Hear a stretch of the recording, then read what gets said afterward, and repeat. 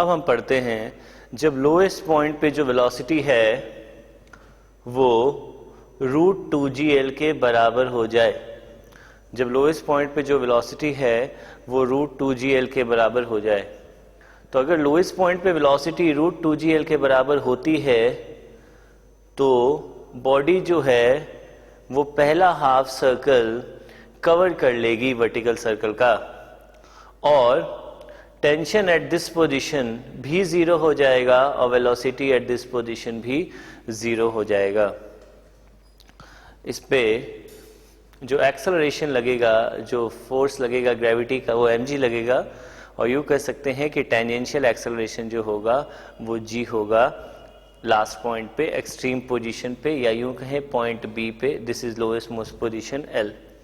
तो यहाँ से साफ हमें नज़र आ रहा है कि अगर आपने लोएस्ट स्पीड, लोएस्ट पॉइंट पे जो स्पीड है वो √2gl दी है, तो एट एक्सट्रीम पोजीशन इसकी वेलोसिटी भी ज़ीरो होगी और इसमें टेंशन भी ज़ीरो होगी, और पार्टिकल कहाँ तक पहुँचेगा?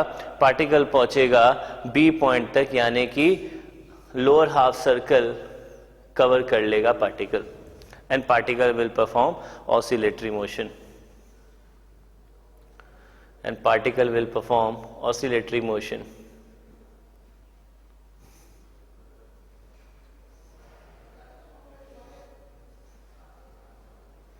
Particle will perform oscillatory motion. तो अब मैं एक साथ केसेस सारे लिख दूं।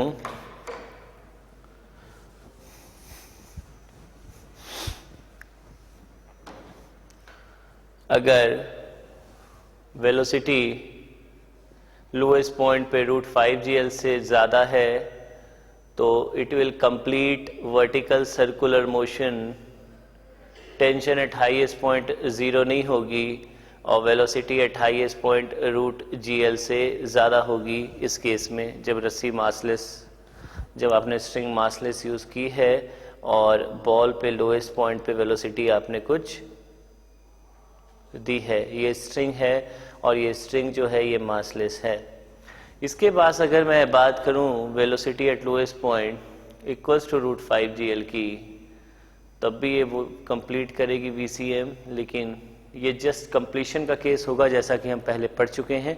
तो टेंशन एट हाईएस्ट पॉइंट जो है वो ज़ीरो होगी और वेलोसिटी एट हाईएस्ट पॉइंट जो है वो बराबर होगी √gl के।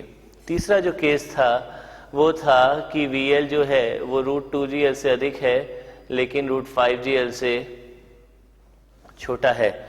तो इस केस में body does not complete vertical circular motion,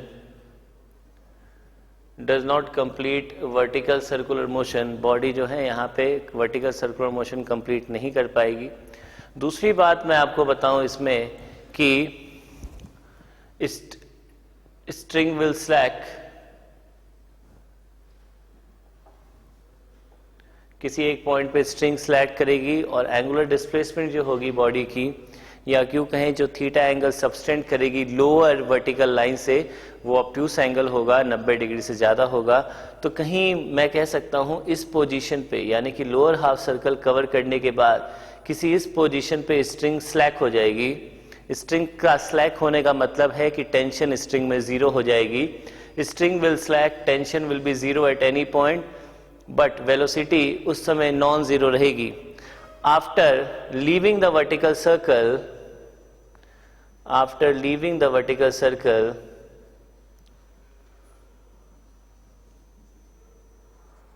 body will perform projectile motion. कल हमने ऐसा क्वेश्चन भी किया था। Body will perform projectile motion. इसके बाद अगर हम बात करें, जब स्पीड जो है वो √2gl के बराबर हो जाए, जब √2gl के बराबर स्पीड होगी तो ऑसिलेटरी मोशन करेगा, और एक्सट्रीम पोजीशन पे मैं बोल सकता हूं, एक्सट्रीम पोजीशन पे मैं बोल सकता हूं कि टेंशन भी ज़ीरो होगी और वेलोसिटी भी ज़ीरो होगी एट एक्सट्रीम पोजीशंस। और जो मैक्सिमम एंगल बॉडी स्वेप्ट कर जाएगी या एंगुलर डिस्प्लेसमेंट कह सकते हैं, तो वो होगा 90 डिग्री या π/2। यहाँ तक बॉडी आएगी एंड देन फिर इट परफॉर्म ऑसिलेटरी मोशन। जो लास्ट केस है वो है स्पीड लेस देन √2gl, जो कि हम पहले पढ़ चुके हैं। तो स्पीड लेस देन √2gl में क्या होता है, टेंशन कभी भी जीरो नहीं हो सकती। आपको बताया था 0 डिग्री से लेकर 90 डिग्री तक, फर्स्ट क्वाड्रेंट कह लें इसे, तो उसमें कभी भी जीरो या लोअर हाफ वर्टिकल सर्कल में कभी भी टेंशन जीरो नहीं हो सकती। तो टेंशन नॉन जीरो होगी और वेलोसिटी जो है वो जीरो होगी। Body will perform oscillatory motion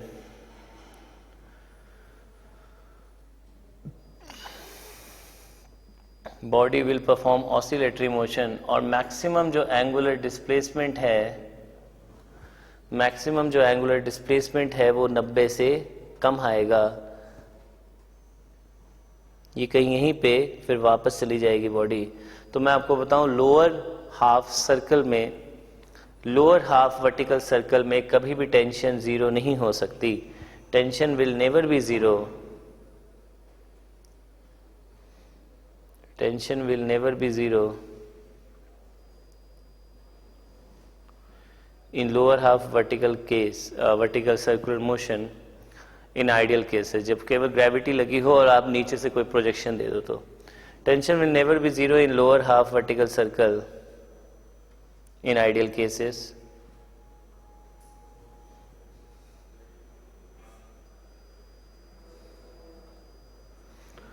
तो इसके बाद हम कुछ इलस्ट्रेशन देख लेते हैं।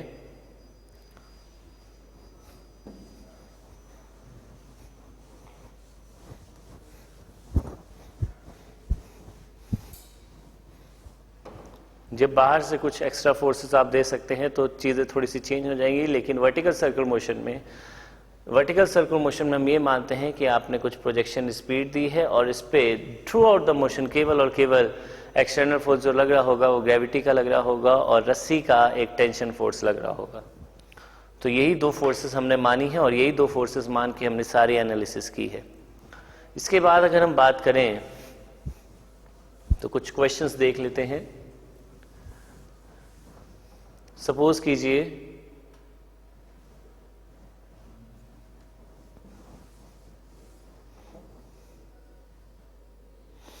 ये कोई स्फीयर है और यहां से आपने एक ब्लॉक को जस्ट रिलीज किया है, जस्ट स्लाइड कर दिया, जस्ट धक्का दे दिया थोड़ा सा, स्पीड 0 रिलीज ही किया है आपने और स्पीड आपने कुछ इम्पार्ट नहीं की, जस्ट स्लाइड कर दिया एंड देन फिर ब्लॉक नीचे जाना शुरू कर देगा।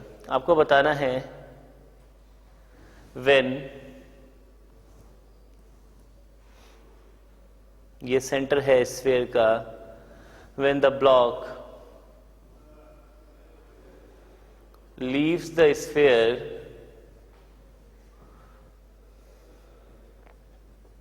जब ब्लॉक स्फीयर को छोड़ देगा, then what is the angle made by, then what is the angle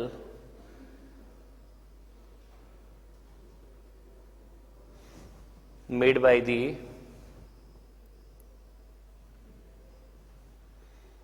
position vector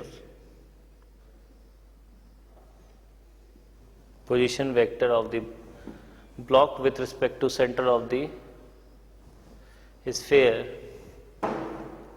position vector of the block with respect to the center of the sphere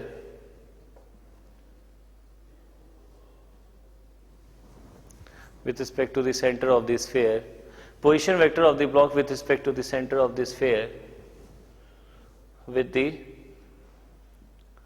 upward vertical line। Basically आपको ये theta निकालना है जो कि figure में दिया हुआ है, जिस समय ब्लॉक स्फीयर की सरफेस को लीव कर देगा। अब इसके लिए हम क्या करेंगे, हम वही दो इक्वेशन लगाएंगे। अगर हम यहाँ पे FBD बनाएं तो आप देखेंगे कि नीचे mg लगेगा, इधर थीटा लगेगा और यहाँ पे नॉर्मल लगेगा। तो मैं कह सकता हूँ कि mg cos थीटा, मैं एक फोर्स इक्वेशन से ये कह सकता हूँ कि mg cos theta minus n is equals to mv square upon जो भी रेडियस होगी स्फीयर की, ये r वेलोसिटी इधर। इसके बाद मैं एक और चीज़ कह सकता हूँ यहाँ पे कि जब ब्लॉक सरफेस को लीव कर देगा तो नॉर्मल की वैल्यू 0 हो जाएगी और यहाँ से वी स्क्वायर की जो वैल्यू आएगी वो आएगी आर जी कॉस थीटा। पहली बात तो ये होगी कि वी स्क्वायर बराबर आर जी कॉस थीटा होगा। अब बाई वर्क एनर्जी थ्योरम जैसा कि हम देख सकते हैं कि नॉर्मल का वर्क डन हमेशा 0 होगा, नॉर्मल का वर्क डन यहाँ पे हमेशा ही 0 होगा। तो वर्क डन बाई ग्रेविटी क्या होगा?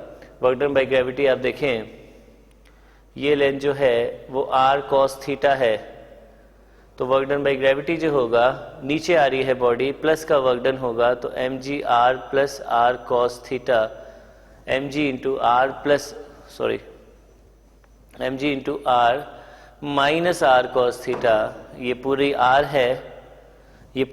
है और ये r cos थीटा है, तो जितना ये नीचे गई है वो जो डिस्प्लेसमेंट है वो है r minus r cos theta. Work done by gravity positive का होगा, बराबर change in kinetic energy. Initially आपने इसमें कोई काइनेटिक एनर्जी नहीं दी थी, m को आप हटा दें तो g r minus r cos theta. आप देख सकते हैं हमने v स्क्वायर बाई 2 किया, हमने v स्क्वायर यहाँ पे निकाल लिया है, तो आप क्या करोगे यहाँ पे R G 1 minus cos theta is equals to R G cos theta by 2। So it's 2 minus 2 cos theta is equals to cos theta.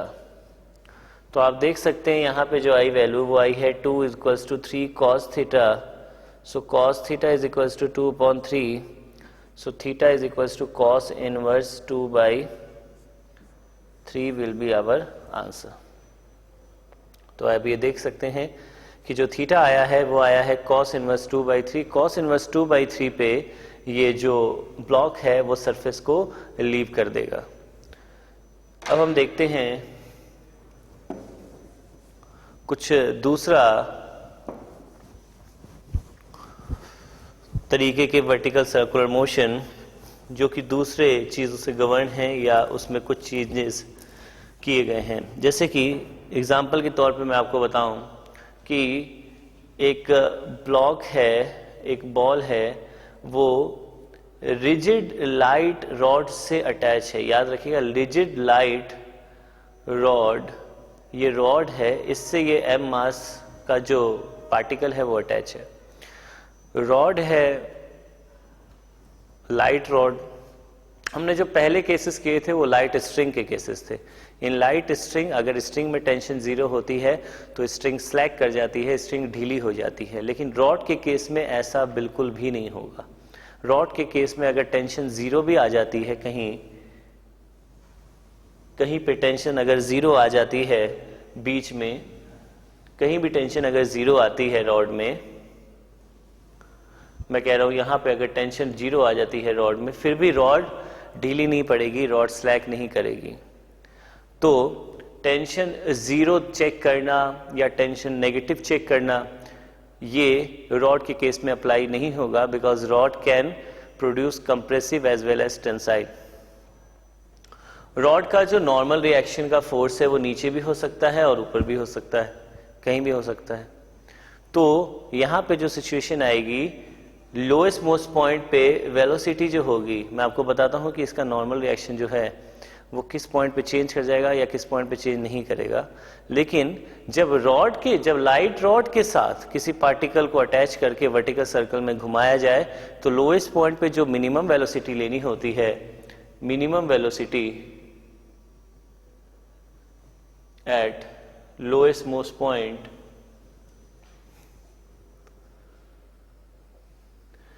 Is √4gl। √4gl speeds के से ही ये पूरे वर्टिकल सर्कल में घूम जाएगा, बिकॉज जब यहाँ पे टेंशन 0 होगी या नॉर्मल रिएक्शन 0 होगा तो भी कोई फर्क नहीं पड़ेगा, क्योंकि रॉड स्लैक नहीं करेगी, रॉड ढीली नहीं पड़ेगी। और ये वर्टिकल सर्कल में घूम जाएगा, बिकॉज इसके पास वेलोसिटी तो रहेगी ही रहेगी, और वेलोसिटी रहेगी तो ये आगे चला जाएगा और वर्टिकल सर्कल में घूम जाएगा। यानी कि बेसिकली हमें लोएस्ट पॉइंट की वेलोसिटी पता लगाने के लिए केवल एनर्जी कंजर्व करनी थी। रॉड ढीली कहीं पड़ेगी नहीं, तो हमें कहीं चेक भी नहीं करना था कि टेंशन जीरो हो रही है कि नहीं हो रही है। तो यहाँ पे एनर्जी कंजर्वेशन अगर हम लगाएंगे और अगर रॉड की लेंथ L मान लें, तो टॉपमोस्ट पॉइंट तक पहुंचने के लिए कितनी स्पीड चाहिए होगी। तो आप देखें टॉपमोस्ट पॉइंट तक पहुंचने के लिए जो स्पीड चाहिए होगी इसको, वो अगर हम देखें यहाँ पे, तो कंजर्वेशन ऑफ मैकेनिकल एनर्जी से हम निकाल सकते हैं। कंजर्वेशन ऑफ मैकेनिकल एनर्जी अगर हम करते हैं तो delta K plus delta U is equals to constant. अब मैं आपको बताऊं चेंज इन काइनेटिक एनर्जी जो होगी, हाईएस्ट पॉइंट पे वेलोसिटी जस्ट अगर हमें वर्टिकल सर्कुलर मोशन में पहुंचाना है इसको, जस्ट अगर हमें इसको वर्टिकल सर्कुलर मोशन कराना है, तो हाईएस्ट पॉइंट पे वेलोसिटी हम जस्ट पहुंचा दें इसको हाईएस्ट पॉइंट पे, इसका मतलब हाईएस्ट पॉइंट पे वेलोसिटी हम जीरो ले सकते हैं। तो चेंज इन जो काइनेटिक एनर्जी होगी और चेंज इन जो पोटेंशियल एनर्जी होगी, पोटेंशियल एनर्जी में चेंज अगर हम इसको रेफरेंस लाइन मान लेते हैं, अगर हम इसको रेफरेंस लाइन मान लेते हैं, तो जो पोटेंशियल एनर्जी में चेंज होगा वो होगा mg इंटू 2l, और sorry delta K plus delta you, के प्लस यू कांस्टेंट होता है, तो delta K plus delta you zero होगा। मैकेनिकल एनर्जी कंजर्वेशन प्रिंसिपल से हम देख सकते हैं कि kinetic energy plus potential energy constant होती है, तो change in kinetic energy plus change in potential energy zero होगी। अब यहाँ पे जो चीजें बनी हैं वो इस तरीके की हैं कि half mvl square is equals to mg into 2l, तो vl स्क्वायर आएगा 4gl, तो vl की जो वैल्यू आएगी वो आएगी रूट ऑफ 4gl, यानी कि मिनिमम स्पीड जो चाहिए वो चाहिए root 4gl to complete the VCM in case of light rod is use in place of light string. तो अब हम देखते हैं कि क्या इसमें नॉर्मल की रिएक्शन कभी चेंज होगी, तो वो देखने के लिए हम यहाँ पे ये थीटा एंगल मान लेते हैं। अगर हम ये थीटा एंगल माने तो नॉर्मल, आपको मैं बताऊं कि जो नॉर्मल रिएक्शन है वो, या नॉर्मल बोले या टेंशन बोले, नॉर्मल रिएक्शन जो है वो अभी अंदर की तरफ लग रहा है, इनवर्ड की तरफ लग रहा है। ऐसा मैं क्यों बोल रहा हूं, आप यहां पे देखें, ये लाइट रॉड है और अगर मैं लोअर हाफ सर्कल की बात करूं तो mg इधर और mg का जो कंपोनेंट होगा, अगर मैं इसको थीटा मानता हूं, mg cos थीटा इधर, तो सेंटर की तरफ अगर किसी को फोर्स देना है तो वो इसका नॉर्मल रिएक्शन देगा, या यूं कहीं इसका टेंशन देगा।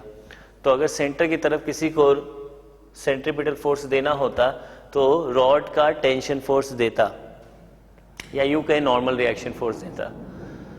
तो रॉड का टेंशन फोर्स इसमें mg cos theta t minus mg cos theta must be equals to mv square by r होता हमेशा, या L, इस केस में रेडियस जो थी वो L थी।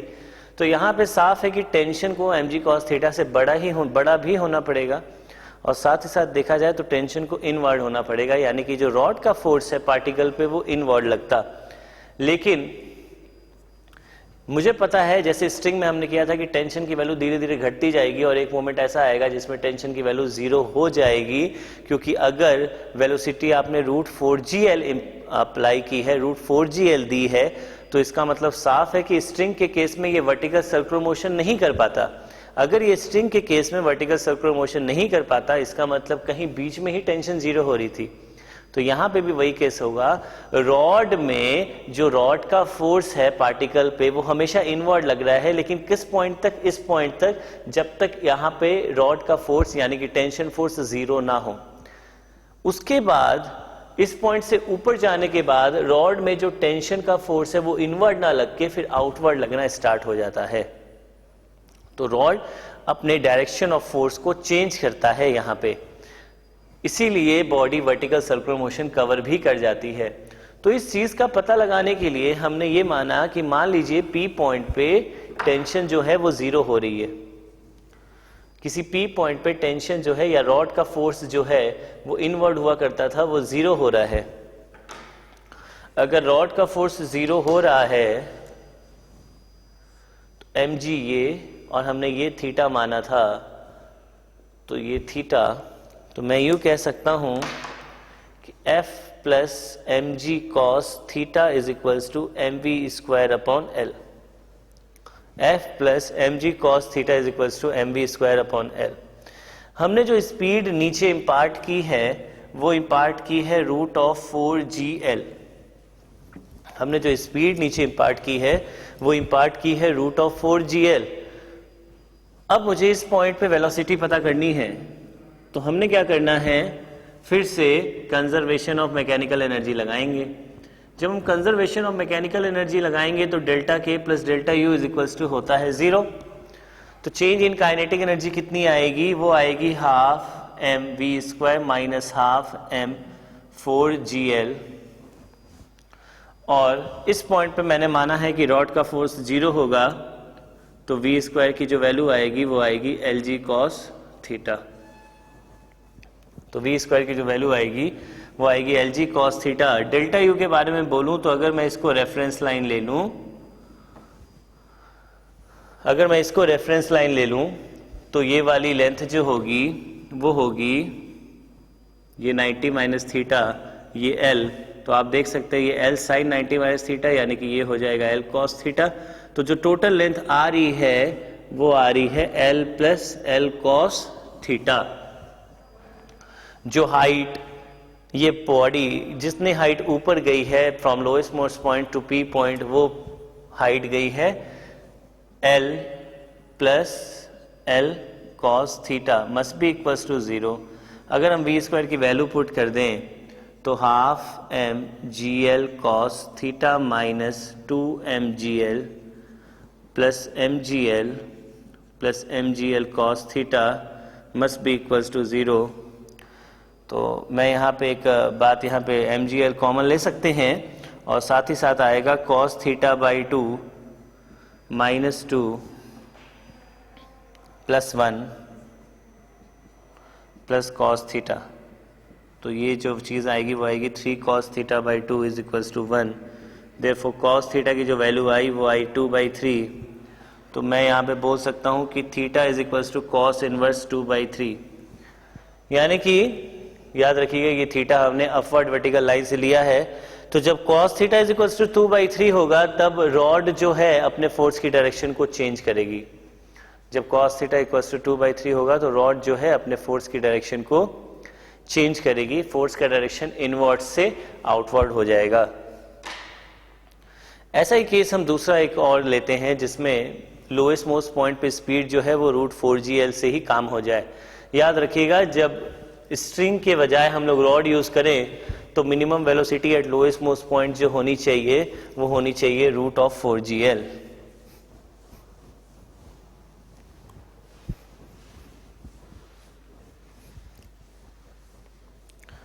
इसके बाद अगर हम देखें तो एक ऐसा ही केस आएगा,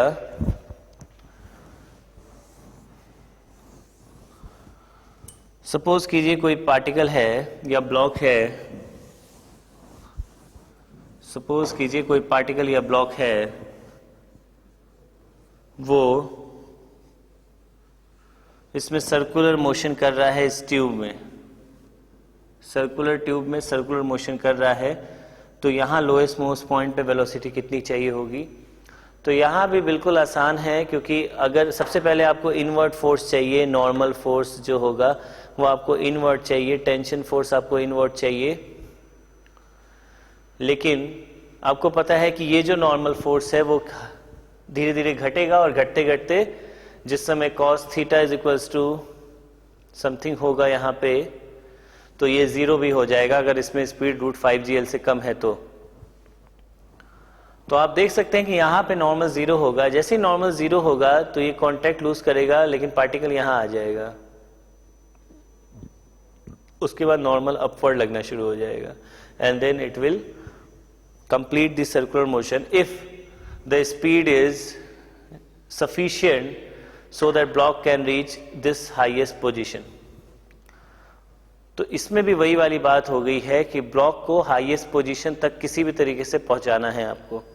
जब ब्लॉक को हाईएस्ट पोजीशन तक पहुंचाना है आपको, इसका मतलब केवल एनर्जी कंजर्वेशन से काम हो सकता है, चाहे नॉर्मल 0 हो तो भी कोई फर्क नहीं पड़ रहा है। नॉर्मल अपनी डायरेक्शन को आप देखेंगे चेंज कर रहा है, जैसे पिछले केस में रॉड ने किया था। रॉड अपनी डायरेक्शन चेंज कर सकता है। यहाँ सरफेस बदल गए हैं, पहले आउटर सरफेस पे था तो नॉर्मल रिएक्शन इनवर्ड होने की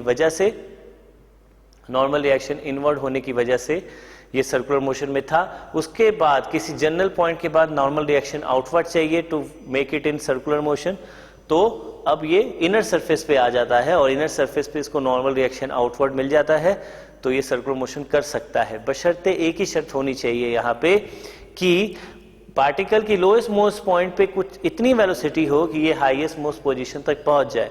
तो हाईएस्ट मोस्ट पोजीशन तक पहुंचने के लिए जो स्पीड हमें चाहिए होगी वो हम एनर्जी कंजर्वेशन से निकाल सकते हैं। एनर्जी कंजर्वेशन से अगर हम निकालेंगे, क्योंकि नॉर्मल 0 हो या नहीं हो वो वर्टिकल सर्कल पे कोई अफेक्ट नहीं कर रहा है, इस ट्यूब के सेक्शन में भी, इस ट्यूब के केस में भी, तो यहाँ पे भी जो लोएस्ट मोस्ट पॉइंट पे मिनिमम स्पीड चाहिए होगी वो √4gl ही चाहिए होगी to complete the vertical circular motion. To complete the vertical circular motion, तो ये केस है to complete vertical circular motion. इस केस में भी आप देख सकते हैं नॉर्मल अपनी डायरेक्शन को चेंज कर सकता है, तो लोएस्ट मोस्ट पोजीशन पे भी जो स्पीड हमें मिनिमम चाहिए है वो √4gl चाहिए। √4gl स्पीड से ही हम यहाँ पे पूरे या r ले लें, हम इसकी रेडियस r ले सकते हैं, ये स्मॉल ब्लॉक मानते हुए, तो √4gr स्पीड मिनिमम स्पीड से ही हम इसमें पूरा वर्टिकल सर्कुलर मोशन कवर कर सकते हैं। √4gr स्पीड से ही हम इसमें, अगर मैं इसका ये रेडियस r मान लूं तो √4gr स्पीड से ही लोएस्ट मोस्ट पोजीशन पे हम वर्टिकल सर्कुलर मोशन यहाँ पे कवर कर सकते हैं। इसके बाद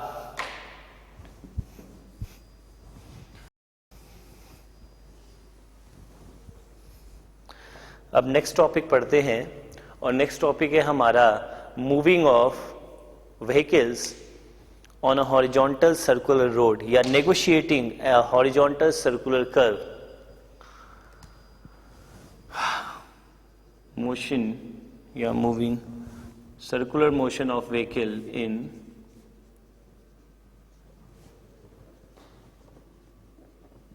हॉरिजॉन्टल सर्कुलर रोड और negotiating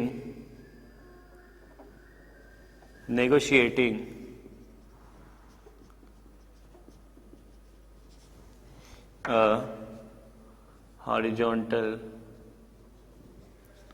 सर्कुलर रोड। आपको बताऊं मैं एक चीज कि जैसे आप सीधी सड़क पे भी जाओ तो जब आप सीधी सड़क पे भी आप साइकिल, बाईसाइकिल, मोटरसाइकिल जो है या कार जो है वो घुमा सकते हैं अपने मन से। जैसे आप सीधी सड़क, ये सीधी सड़क है, सीधी सड़क पे भी आप घूमते हुए जा सकते हैं, तो उसमें भी ये केसेस अप्लाई होंगे। और अगर रोड ही सर्कुलर है और आप सर्कुलर रोड को नेगोशिएट कर रहे हो, सर्कुलर रोड पे चल रहे हो आप, तब क्या क्या फैक्टर्स ज़रूरी होंगे और तब क्या क्या चीज़ें ज़रूरी होंगी, यहाँ पे कौन से फोर्सेस लगेंगे, कौन से फोर्सेस रिस्पॉन्सिबल होंगे जो आपको सर्कुलर मोशन में घुमा दें, वो हम पढ़ेंगे अभी। तो सपोज कीजिए कोई एक ऐसी सड़क है या आपने ही ऐसा पाथ बना लिया है हॉरिजॉन्टल सड़क पे और आप इस पे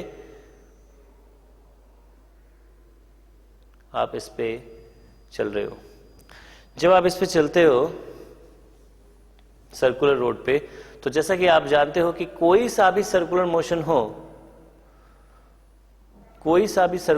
हो आपको सेंट्रीपिटल फोर्स की आवश्यकता होती ही होती है। बिना सेंट्रीपिटल फोर्स के आप सर्कुलर मोशन नहीं कर सकते। तो यहाँ पे आप देख सकते हैं ये सर्कुलर रोड है और इस सर्कुलर रोड पे कोई व्हीकल है, कोई कार है जो कि ये सर्कुलर कर्व को, सर्कुलर ट्रैक को नेगोशिएट कर रही है। और इस सर्कुलर ट्रैक का जो रेडियस है उसको मैं r मानता हूँ। सर्कुलर ट्रैक का जो रेडियस है उसको मैंने r मान लिया है। ये हॉरिजॉन्टल सर्कुलर रोड है, इसको वर्टिकल सर्कल से आपको कंफ्यूज नहीं होना है। ये हॉरिजॉन्टल सर्कुलर रोड है और हॉरिजॉन्टल सर्कल का जो रेडियस है वो r है, और व्हीकल जो है इस हॉरिजॉन्टल सर्कल में, इस हॉरिजॉन्टल सर्कुलर ट्रैक पे बिल्कुल इसी तरीके से चल रहा है। अब इसमें रेडियस जो है इसका वो r हो गया। अब सर्कुलर मोशन में अगर ये चल रहा है तो सेंट्रीपिटल फोर्स चाहिए ही होगा, और सेंट्रीपिटल फोर्स चाहिए तो वो किन किन तरीकों से हम दे सकते हैं, उसके लिए हमें सारे ही तरीके पढ़ने हैं। तो centripetal force needed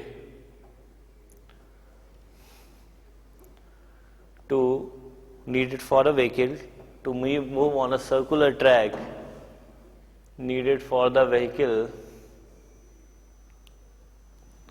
to move on the circular track, centripetal force needed for the vehicle to move on the circular track can be given by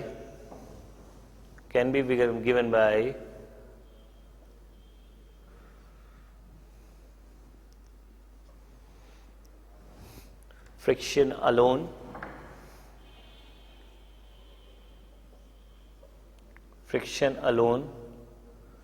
banking alone,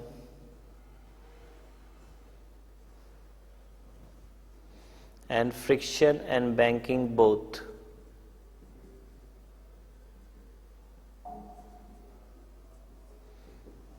तो आप देख सकते हैं कि जो सेंट्रीपिटल फोर्स है वो शायद वो फ्रिक्शन से हम ले सकते हैं।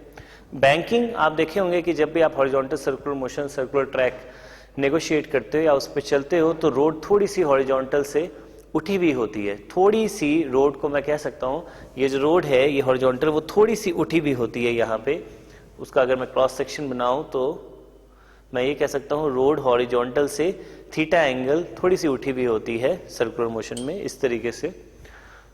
उस चीज को हम कहते हैं बैंक्ड रोड, उस रोड को हम कहते हैं बैंक्ड रोड। और जो एंगल जितने से ये उठा हुआ होता है इसको हम लोग बोलते हैं, एंगल जितने से रोड उठी भी होती है हॉरिजॉन्टल से, इसको हम लोग बोलते हैं एंगल ऑफ बैंकिंग। तो बैंक्ड रोड भी हमारे पर्पस को सॉल्व कर सकती है, वो भी हमें सेंट्रीपिटल फोर्स दे सकती है, क्योंकि नॉर्मल का एक कंपोनेंट सेंट्रीपिटल फोर्स की डायरेक्शन में आ जाता है। तो यहाँ पे 3 केसेस हैं, एक तो फ्रिक्शन, एक बैंकिंग और एक फ्रिक्शन एंड बैंकिंग बोथ। तीनों को हम एक एक करके पढ़ते हैं।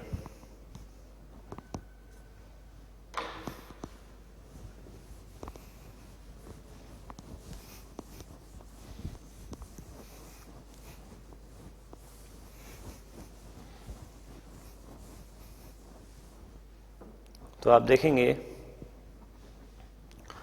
ये सर्कुलर ट्रैक है और ये कोई व्हीकल है और रेडियस मान लीजिए सर्कुलर ट्रैक का r है। तो सबसे पहला केस हम देखने जा रहे हैं बाय फ्रिक्शन अलोन।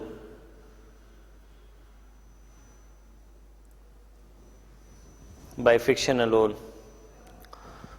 तो बाय फ्रिक्शन अलोन अगर हम देखें केवल फ्रिक्शन फोर्स, तो सपोज करें कि ये जो व्हीकल है वो कांस्टेंट स्पीड v से सर्कुलर मोशन कर रही है। किसी कांस्टेंट स्पीड v से अगर ये सर्कुलर मोशन कर रही है और रेडियस इस सर्कुलर ट्रैक का r है, तो नेसेसरी जो सेंट्रीपिटल फोर्स होगा वो फ्रिक्शन देगा। हालांकि सेंट्रीपिटल फोर्स कितना चाहिए? Centripetal force which is required if a body is moving with constant speed v on a circular track, if a body is moving with a constant speed v on a circular track, अगर body constant speed v से circular track में घूम रही है तो necessary centripetal force कितना चाहिए होगा हमें? नेसेसरी सेंट्रीपिटल फोर्स जो हमें चाहिए होगा वो चाहिए होगा mv² अपॉन r, जो कि radius of curvature of that circular track है।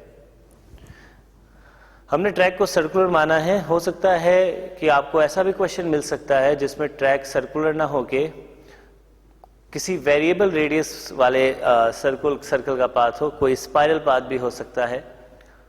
तो उस समय हर मोमेंट पे जो रेडियस है सर्कुलर ट्रैक का वो अलग अलग भी आ सकता है। सो यहाँ पे हमने केवल सर्कुलर ट्रैक माना है जिसका रेडियस ऑब्वियसली कांस्टेंट है।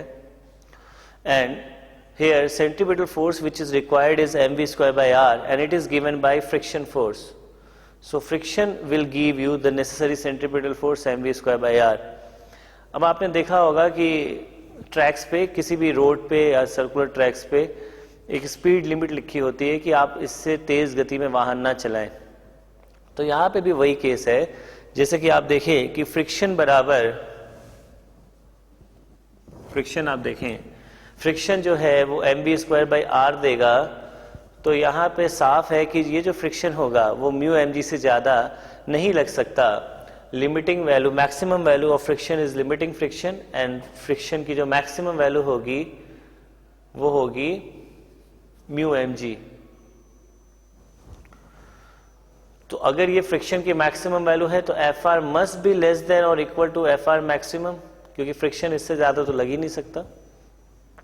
और फ्रिक्शन लग कितना रहा है, mv²/r, and it is less than Fr maximum.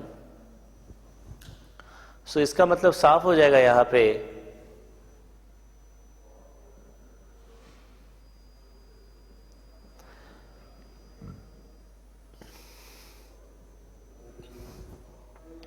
in case of vehicle on tires, wheels. So यहाँ पे v² must be less than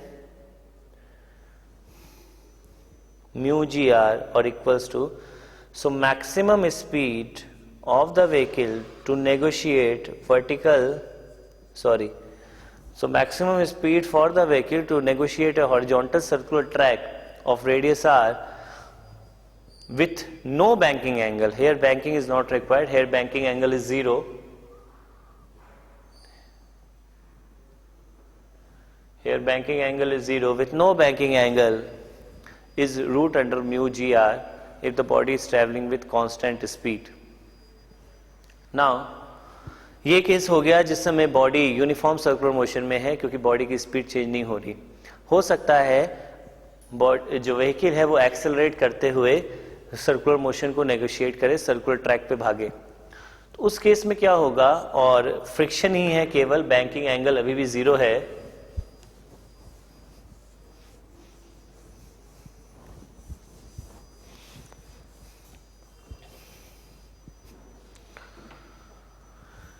यहां फ्रिक्शन ही है और बैंकिंग एंगल को फिर से 0 मानते हुए हम अब दूसरा केस मानेंगे कि suppose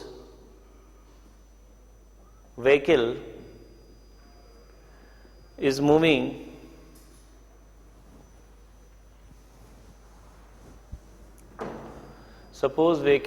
on a circular track or starts moving on the circular track, whatever is required, starts moving on the circular track with angular acceleration alpha, starts moving on a circular track with angular acceleration alpha and alpha is constant। तो आप यहाँ पे देखेंगे कि यहाँ पे दो forces आ जाएंगे। अब एक आएगा टेंजेंशियल फोर्स जो कि होगा MAT, और उसे मैं कह सकता हूँ M into alpha into R, और एक आएगा सेंट्रीपिटल फोर्स जो कि होगा mv²/r। स्पीड निकालने के लिए हम क्या करेंगे, स्पीड होगी v equals to 0 plus alpha into r into T. So v is, what is alpha r? Alpha r is acceleration, tangential acceleration. So v is alpha r t। तो centripetal force अगर आपको निकालना हो तो हम निकाल सकते हैं alpha r t whole square upon r। So centripetal force यहाँ पे आएगा alpha square r² t square upon r। So centripetal force आएगा m into alpha square r t square. तो आप देख सकते हैं कि जो टेंजेंशियल फोर्स आया है वो m अल्फा r आया है, और जो सेंट्रीपिटल फोर्स आया है वो m alpha square r t square आया है, अगर स्टार्ट्स कर रहा है moving with angular acceleration alpha. तो जो ये दोनों फोर्सेस होंगे उनका जो नेट फोर्स होगा, जैसा कि आप जानते हैं सेंट्रीपिटल फोर्स और टेंजेंशियल फोर्स जो है वो आपस में 90 डिग्री पे होते हैं।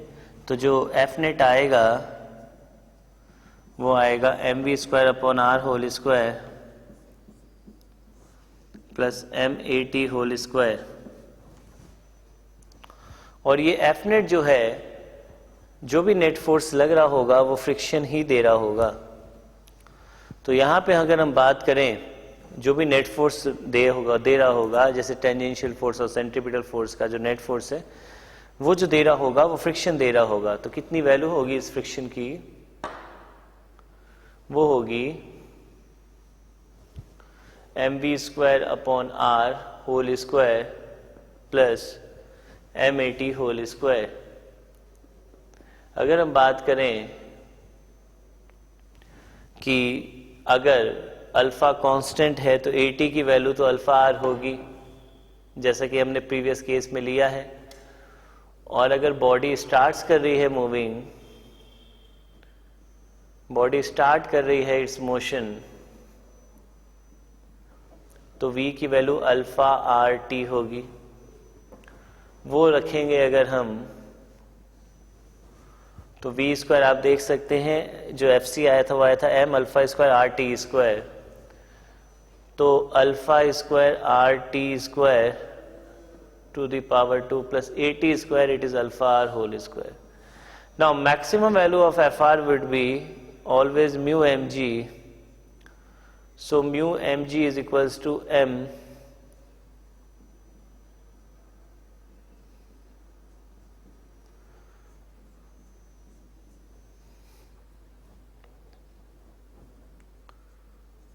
तो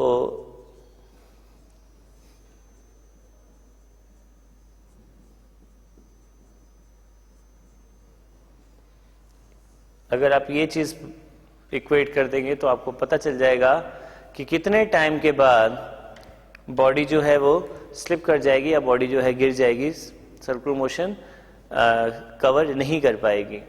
क्योंकि मैक्सिमम वैल्यू ऑफ फ्रिक्शन जो होती है वो म्यू mg हो सकती है, और म्यू mg बराबर ये नेट फोर्स होगा, और नेट फोर्स जो होगा वो √FC² प्लस FT² होगा।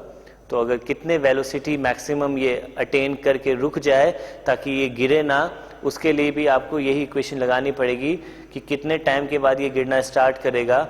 और अगर आपको टाइम पता चल जाएगा तो आप स्पीड बराबर अल्फा r इंटू टी से उस मोमेंट पे स्पीड भी निकाल सकते हैं कि बॉडी की जो मैक्सिमम स्पीड होनी चाहिए वो कितनी होनी चाहिए इस केस में, मतलब कितनी स्पीड के बाद ये गिर जाएगा विथ अल्फा भी है इसके पास, स्पीड भी है आती जाएगी।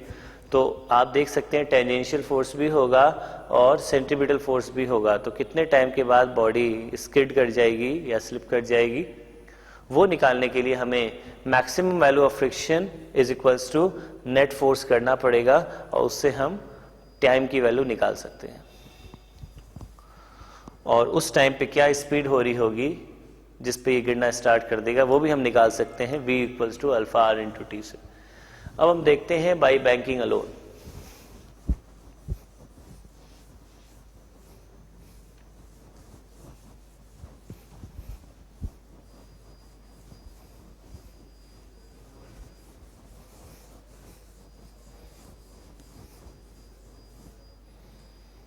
बाय बैंकिंग अलोन, जैसे कि मैंने आपको पहले ही बताया है कि बैंकिंग का मतलब होता है हॉरिजॉन्टल से रोड थोड़ी सी एंगल उठी हुई हो।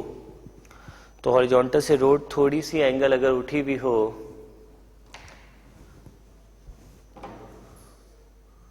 तो उसका हम सेक्शन इस तरीके से बना सकते हैं, और व्हीकल अब इस पे एक फोर्स लगेगा mg।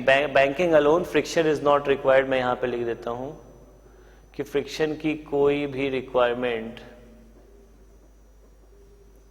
नहीं है, friction is not required, friction की कोई रिक्वायरमेंट नहीं है यहाँ पे। तो अगर ये सर्कुलर मोशन में है लेकिन रोड थोड़ी सी एंगल उठी हुई है थीटा, जिसे हम कहेंगे बैंकिंग कोण या बैंकिंग एंगल,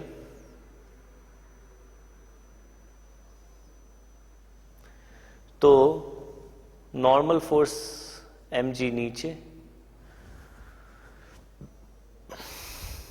और एक दोनों का रिजल्टेंट सेंटर की तरफ अगर हम देखें तो एक mv² by r centripetal force इसमें आना चाहिए। तो अगर सेंट्रीपिटल फोर्स इसमें आएगा तो इधर की साइड आएगा mv²/r। तो इसको अगर हम देखें तो हम यहाँ पे आसानी से देख सकते हैं, अगर हम इसका FBD बनाएं तो mg n mv²/r and this is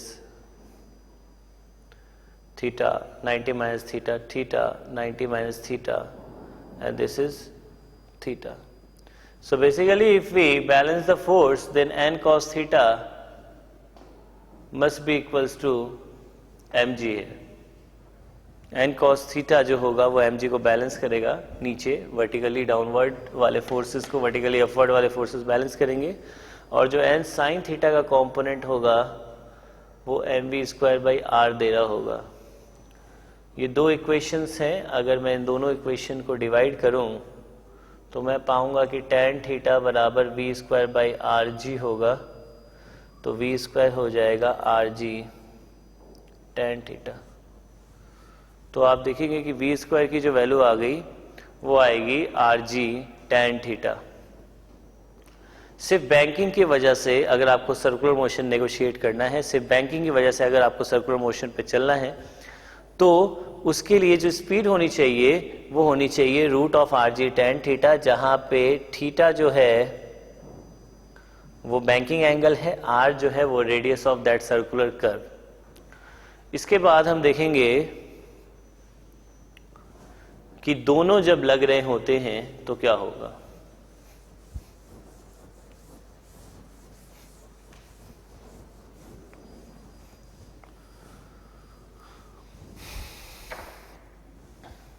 Third case, by friction and banking both।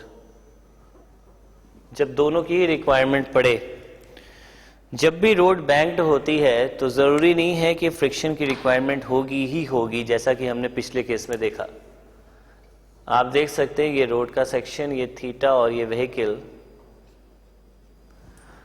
तो आपने देखा था कि फ्रिक्शन जब नहीं लगता, when friction is not required, when friction is not required, then v जो रहता है, स्पीड जो होती है वो √rg tan थीटा चाहिए होती है। जब फ्रिक्शन रिक्वायर्ड नहीं होता तो वेलोसिटी जो होती है वो √rg tan थीटा होती है। इसको हम रोटेटिंग फ्रेम से देख के भी कर सकते हैं, वो हम सेंट्रीफ्यूगल फोर्स में देखेंगे। बट जब स्पीड इससे ज़्यादा हो तो क्या होगा। स्पीड जब इससे ज़्यादा हो तो फ्रिक्शन डाउनवर्ड लगना यानी कि इनवर्ड लगना स्टार्ट हो जाएगा। जब स्पीड इससे ज़्यादा हो, when v is greater than √rg tan theta, तो जो फ्रिक्शन है वो इनवर्ड लगना स्टार्ट हो जाएगा, डाउनवर्ड इस केस में मैं दिखा सकता हूं। जब स्पीड ज़्यादा होगी तो फ्रिक्शन नीचे लगना स्टार्ट हो जाएगा, then friction starts acting inward. तो फ्रिक्शन इनवर्ड लगना स्टार्ट होगा टू प्रिवेंट स्लिपिंग। क्योंकि क्या होगा, जब v² बड़ा हो जाएगा rg tan थीटा से तो सेंट्रीपिटल फोर्स की भी वैल्यू ज़्यादा हो जाएगी, और सेंट्रीपिटल फोर्स की वैल्यू अगर ज़्यादा हो जाएगी तो सेंटर की तरफ एक कंपोनेंट फ्रिक्शन को लगाना होगा। तो फ्रिक्शन जब सेंटर की तरफ एक कंपोनेंट को लगाना चाहेगा तो फ्रिक्शन नीचे की तरफ, फ्रिक्शन इनवर्ड की तरफ लगेगा। अब जब वेलोसिटी इसकी √rg tan थीटा से ज़्यादा है तो फ्रिक्शन को एक कंपोनेंट सेंट्रीपिटल फोर्स की डायरेक्शन में देना होगा। अब यहाँ पे तीन फोर्सेस लग रहे हैं, एक लग रहा है mg, एक लग रहा है फ्रिक्शन, एक लग रहा है नॉर्मल, और इन सभी का जो रिजल्टेंट आना चाहिए वो mv²/r आना चाहिए, जिसमें हमने माना है vehicle is moving with speed v on horizontal circular road, but on circular road I would rather say with banking angle theta. On circular road with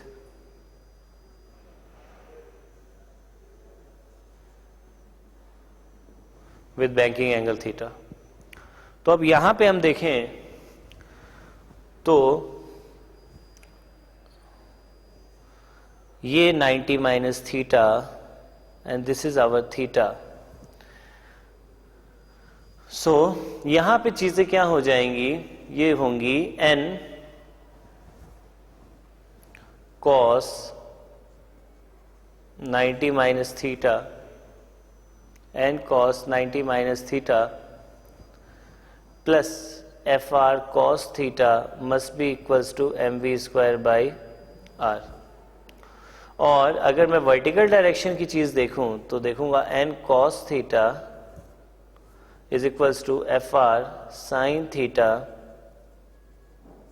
plus mg is equals to fr sin theta plus mg. तो ये दो equations हैं, इन दो equation को solve करके देखते हैं हम कि क्या आएगा.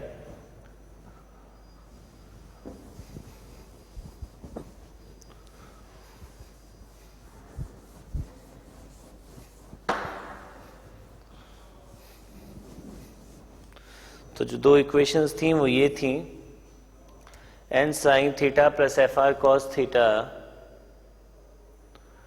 n sin theta plus fr cos theta is equals to mv square by r. और यहाँ पे जो सिचुएशन थी वो थी n cos theta is equals to fr sin theta plus mg. तो आप देखेंगे अगर वेलोसिटी मैक्सिमम चाहिए, if v is v maximum,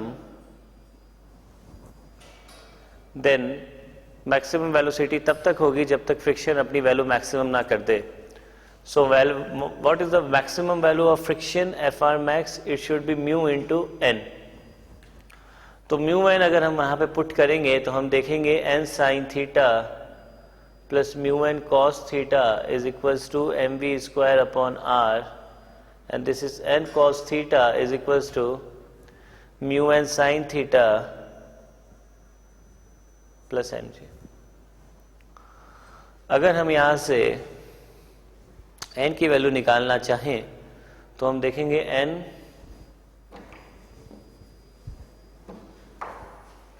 cos theta minus mu sin theta is equals to mg. So n is basically mg upon cos theta minus mu sin theta. N is basically mg upon cos theta minus mu sin theta.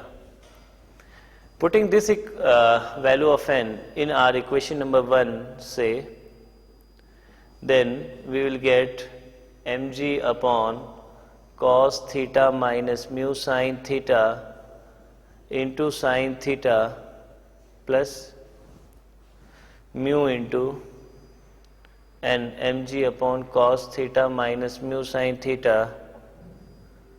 into cos theta is equals to mb square upon r.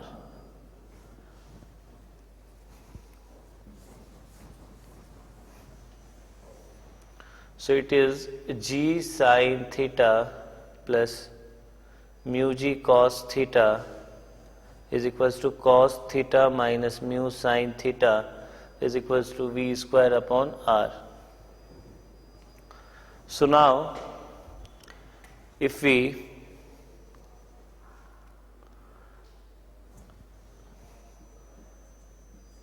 divide this equation with cos of theta,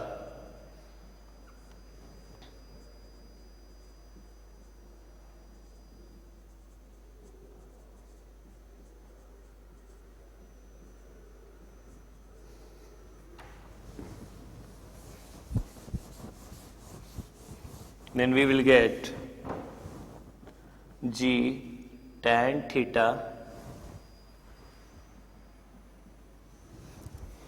plus mu upon 1 minus mu tan theta. अगर आपको याद हो तो mu की value जो थी वो tan phi हुआ करती थी, जहां फाई होता था एंगल ऑफ फ्रिक्शन। ये है V max square upon R. तो मैं यहां पे कह सकता हूं कि if mu is tan phi where phi is angle of friction, then V max square upon R is G tan theta plus tan phi 1 minus mu tan phi, 1 minus tan phi tan theta. So it is G tan theta plus phi, tan A plus B upon 1 minus tan A tan B. And this is our V max square. So what is the value of maximum speed on a banked rough road? It is Rg tan theta plus phi.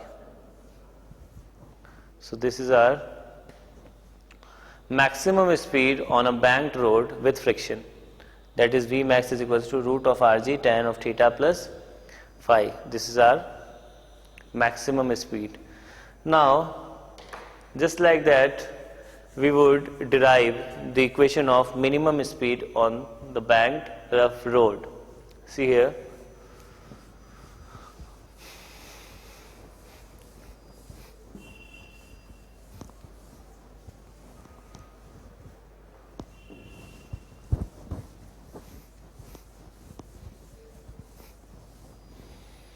Now if we say that if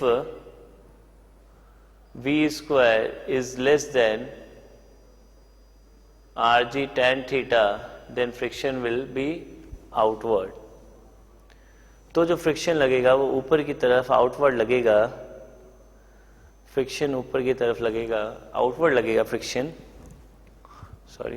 और normal जो है वो surface के perpendicular mg नीचे।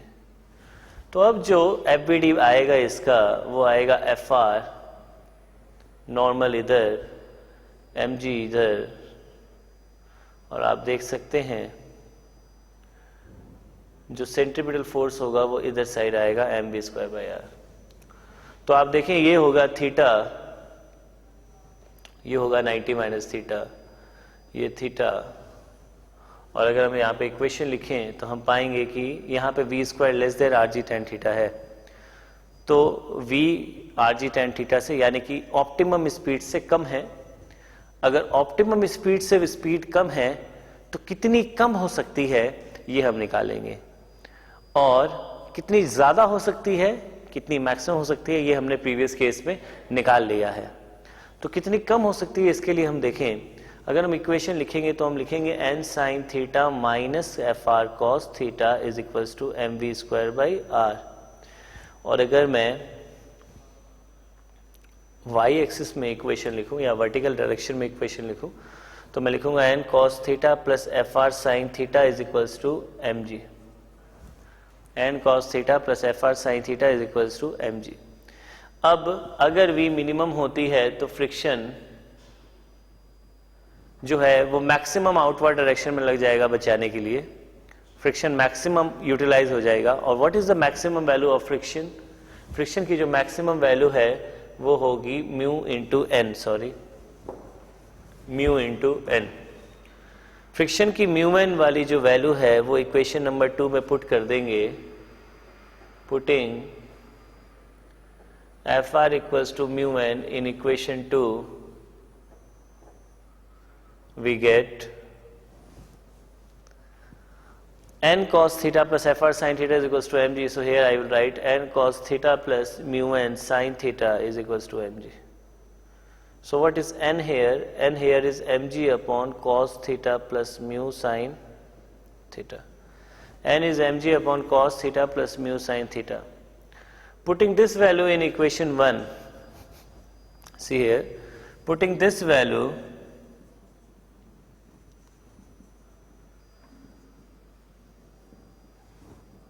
in equation 1, that is this. So n sine theta, n is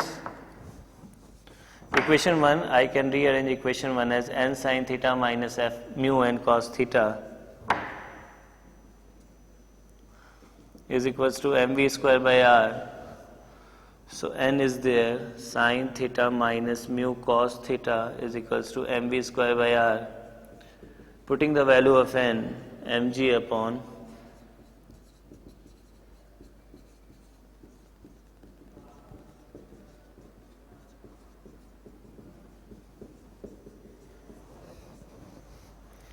तो यहाँ पे आप देख सकते हैं कि जो V मिनिमम आया है, इसको मैं V मिनिमम बोल सकता हूँ, वो आया है R G sine theta minus mu cos theta upon cos theta plus mu sine theta. तो मैं यहाँ पे V मिनिमम का फॉर्मूला लिख दूं. जो V मिनिमम आएगा वो आएगा are G tan theta minus mu upon 1 plus mu tan theta. अगर म्यू टैन फाई होता है तो V मिनिमम स्क्वायर जो होगा वो होगा R G tan of theta minus phi. तो V मिनिमम को मैं बोल सकता हूँ root of R G tan of theta minus phi. ये मिनिमम स्पीड होगी बॉडी की सर्कुलर ट्रैक पे बैंक्ड रोड पे, और maximum speed root R G tan theta plus phi होगी. म्यू टैन फाई है, जिसमें फाई को मैं कह दूं ये एंगल ऑफ फ्रिक्शन है, and theta is the angle of banking.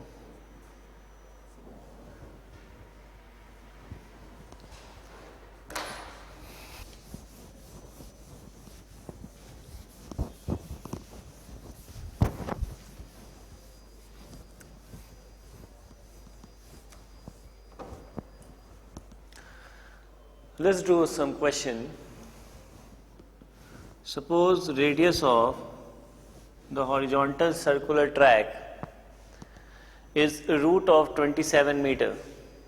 Radius of this horizontal circular track is root of 27 meter and tangential acceleration is 1 meter per second square. Radius is root of 27 meter and tangential acceleration is 1 meter per second square, and it starts from rest. So it's a horizontal circular road, there is no banking angle, so only friction is responsible to make it in a circular motion. So mu is coefficient of friction is between tire and the road. Coefficient of friction between tires and the road is mu is equals to 0.2. So now all net force, I would say that there are two forces, that is F net must be equals to Fc square plus Ft square. What is Ft square? It is m at whole square. What is Fc square? It is mv square upon r whole square. You know what is velocity? It is u plus at. So v is t here. So v is t here. So I would write this as m t square upon r whole square plus m into at, which is 1 whole square. Now what is F net? F net will be provided by the friction force, and you know that maximum value of friction force is mu mg. Maximum value of friction force is mu mg. Mi you can take outside. So it is T4 upon r square plus 1. Now mu is 0.2 and g is 10. It is T4 upon r square is 27 plus 1. So 2 is equals to T4 upon 27 plus 1. Here I can write this as V is equals to U plus AT, So v is t square, so it is t4 upon r, radius is root over 27, so r square is 27, it is plus 1, and squaring both sides, I will get this as 2 square, that is 4. I am squaring both sides here, so squaring both sides, it is 2 square equals to t4 upon 27 plus 1. So t4 is equals to 81, I would say, and t is 3 seconds. So time after which the car skids is 3 seconds. So the time after which the car skids or the car slip is 3 seconds. So here, what was the question? Question was the radius of horizontal circular track was root 27 meter. The tangential acceleration was 1 meter per second square. It starts this motion. And coefficient of friction between tires and the road is mu equals to 0.2. You need to find the time after which the car will skid. The car will skid if maximum utilization of friction forces happens. So maximum utilization of friction force happened here when net force is equals to mu times mg. Mu mg जो होता है वो limiting friction यानी कि maximum value of friction होता है, तो mu mg जब net force के बराबर हो जाएगा उसके बाद कार स्लिप करना स्टार्ट कर देगी, स्किड करना स्टार्ट कर देगी, एंड वो टाइम निकल के आता है यहाँ पे 3 सेकेंड्स.